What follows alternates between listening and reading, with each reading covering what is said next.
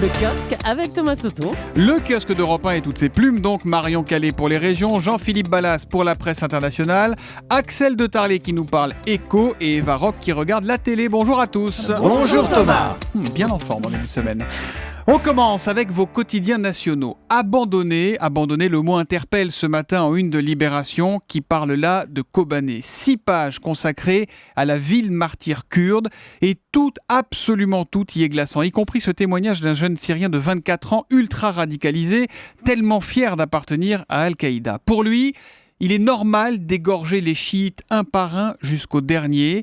Depuis 3 ans, dit-il, je ne pense qu'au djihad. Il est hors de question que je replonge dans une vie merdique avec un travail ou des études. Et il conclut, bien sûr que je pourrais commettre un attentat en France. Il faut simplement que ce soit une opération d'envergure qui intervienne au bon moment. Évidemment, sinon, du Figaro à l'Humanité en passant par l'Opinion, tous vos quotidiens reviennent sur l'assurance chômage. C'est le grand brouillard, écrit par exemple aujourd'hui en France. Et puis il y a 20 minutes, beaucoup plus léger, qui mettent une moue d'enfants boudeuse à la une. Légumes, ça leur prend le chou. Hélène Zélani en parlait dans le journal de 6 heures. Ils sont, écoutez ce chiffre, 80% des 5-10 ans qui ne savent pas faire la différence entre un poireau et une aubergine. Alors Dieu merci, ils maîtrisent la frite. Axel de Tarlet, elle vient d'où la frite ? La frite ? La pomme de terre. Bien Axel de Tarlet. Je me suis dit, il y a un piège. Il a réfléchi quand même, il a eu un petit doute. Je me demande s'il y avait un piège. À la une des régions, Marion Calais, quelles sont dans la presse régionale les unes les plus marquantes pour vous ce matin ? Bien les dernières nouvelles d'Alsace avec ce titre, risque de remaniement, car si le journal, comme beaucoup d'autres en région ou national, évoque ce matin la sortie d'Emmanuel Macron sur l'assurance chômage, il s'intéresse aussi à la pression des radicaux de gauche qui exigent le retrait de nombreuses mesures pour rester au gouvernement. Dans Var Matin, une bonne nouvelle présentée comme une surprise.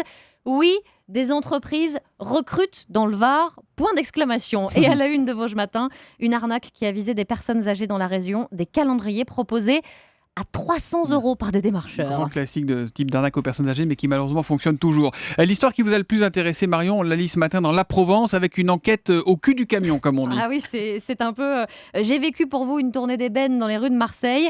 Un article qu'on s'amuse à lire, avec comme point de départ cette idée reçue, Marseille est une ville sale. Question donc, les éboueurs font-ils bien leur boulot ? Reportage en 2 temps, derrière l'équipe de nuit, en scooter, 40 km/h avec des éboueurs au geste plus précis qu'une frappe de Dimitri Payet, écrit le journaliste. Et à Marseille, ça a du sens, parce que Dimitri Payet, il joue à l'OM. Méticulosité bluffante, ils font le job sans rien laisser traîner. Deuxième temps, le matin, cette fois en Ford Fiesta, derrière des éboueurs qu'on aurait quasiment pu inscrire à Koh-Lanta. Voilà ce qui est écrit. Ils montent, descendent, virevoltent.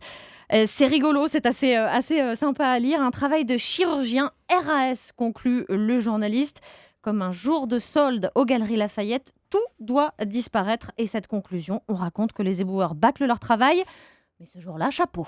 Et on précise, il y a la fameuse règle du parti fini. Du fini parti qui est... Oui, bah exactement. C'est quand ils ont fini de bosser, ils rentrent chez eux. Voilà, mais ils font le boulot en 10 minutes, ils sont chez eux au bout de 10 minutes. C'est ça qui était contesté. Oui. Voilà. Et on donc précise ça n'est plus le cas.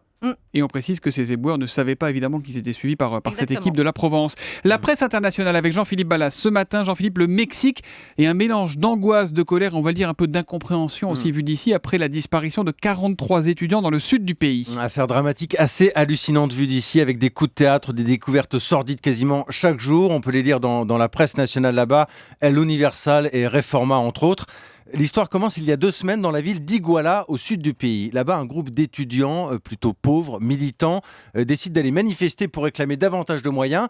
Ils vont profiter du discours de l'épouse du maire pour se faire entendre. Le rassemblement va être réprimé dans le sang. La police locale n'hésite pas à tirer. Elle va embarquer une 40aine d'étudiants. Plusieurs témoins affirment aussi que des narcotrafiquants étaient là pour prêter main forte aux policiers. Comment ça, des narcotrafiquants et des policiers dans le même camp ? Vous entendez bien, alors ça. il y a un petit détail que je ne vous ai pas donné, c'est que l'épouse du maire a 2 frères qui font partie du cartel de la région. Ah ouais.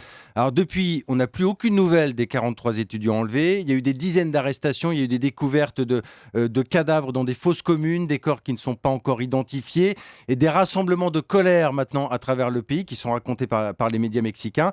La honte, la douleur, ce sont les mots qui reviennent le plus souvent dans les médias là-bas. Et c'est un coup dur, il faut le dire, pour le pouvoir en place, le président Enrique Peña Nieto, qui faisait pourtant de la lutte contre la violence et la corruption sa priorité. Je vous précise aussi qu'on n'a plus aucune nouvelle du maire et de son épouse. Ils se sont volatilisés dans la nature juste après la disparition des étudiants. Les suspicions sur ce couple. La presse économique, à la une de l'Écho ce matin, Axel de Talé. Non, il n'y a pas que les échos dans la vie. Ce matin, vous avez flashé sur La Croix. La Croix qui titre « La langue française fait de la résistance » puisque nous fêtons les 20 ans de la loi Toubon. Alors la loi Toubon, tout le monde connaît. Les publicités doivent forcément être en français. La loi All Good. Voilà. Et dans les entreprises, toutes les notes doivent être en français. Et vous savez d'ailleurs, tiens, j'ai lu ça, la loi Toubon oblige que toutes les émissions de radio et de télé se tiennent en français. Donc si nous voulions parler anglais, ce serait contraire à la loi. Bon, mais est-ce qu'elle a empêché la progression de l'anglais en entreprise, cette loi ? Eh bien, réponse non. Ça s'est même aggravé. Il y a 20 ans, c'était dans les conseils d'administration qu'on parlait anglais. Ensuite, c'était les cadres commerciaux. Et puis, ça descend. Maintenant, ce sont même les ouvriers qui parlent anglais. C'est-à-dire parce que les mails, les commandes arrivent sur les postes, arrivent en anglais. Voilà. Donc, alors, on renonce à la langue française, quoi. Oui, alors il y en a qui s'en inquiètent en disant parce que défenseur du français. Il y en a qui disent avec la langue vient derrière les concepts, vient la comptabilité anglaise, vient le droit anglais en même temps. Vous avez l'exemple scandinave qui montre qu'on peut exporter sa culture en se servant de l'anglais. Et c'est vrai que les livres, même la musique islandaise avec Björk, la culture peut être dominée. Faut pas être snob non plus. Il y a des mots, voilà, c'est de l'anglais, c'est alors un peu voilà, un langage courant. Voilà, souvent pour combler la vacuité de ses propos ou de ses idées, on parle en anglais. Je vais vous donner un exemple. Merci. À 7h10, je vais faire mon Zoom écho sur le crowdfunding. Et donc, c'est le financement participatif. Mais vous voyez, si je dis crowdfunding, tout de suite, ça fait bien plus classe. C'est plus classe. Julie a toujours du mal à dire hashtag pour un matin. Elle a envie de dire mot dièse. Non, moi j'ai envie de rien dire du tout. Eh ben, rentrez chez vous, tiens. Allez, on allume la télé avec Eva Rock ce soir. Non, je parlais d'hashtag uniquement. J'ai bien compris.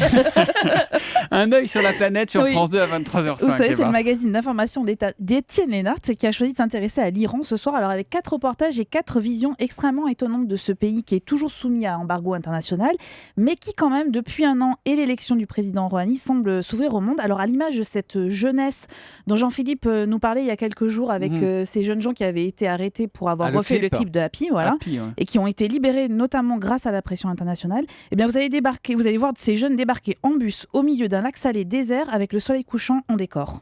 Quand la nuit tombe, une sorte de festival techno loin des oreilles des mollahs. Ça ressemble à une rave party à l'occidentale, avec une sono géante, des garçons et des filles mélangés dans la transe. Mais s'ils étaient pris, ces jeunes fêtards clandestins finiraient immédiatement derrière les barreaux. Et ça se passe en Iran. Et oui, ça se passe en Iran, au milieu d'un lac salé. Oui, non, mais c'est beaucoup plus intéressant que ça. Alors, devant les caméras, évidemment, pas d'alcool ni de drogue, parce que les sentences en la matière sont terribles. Si vous faites je vais y arriver, une amende lors d'une première arrestation, des coups de fouet, de la prison et une amende en cas de récidive. Et si vous vous faites attraper une 3e fois, c'est la pendaison. 800 personnes sont pendues chaque année, plus de 2 par jour. Essentiellement pour des crimes, mais aussi pour du trafic de drogue ou d'alcool. Depuis l'élection du modéré Hassan Rouhani, le rythme des exécutions n'a pas faibli. Voilà, c'est Un œil sur la planète. C'est ce soir sur France 2 à 23h05. Il faut tarder un petit peu devant la télé. Un regard différent. Et sinon, il y a le replay. C'est très pratique pour ceux qui se lèvent tôt, comme nos auditeurs du matin. Merci Eva Rock, merci à tous. Rideau sur le kiosque.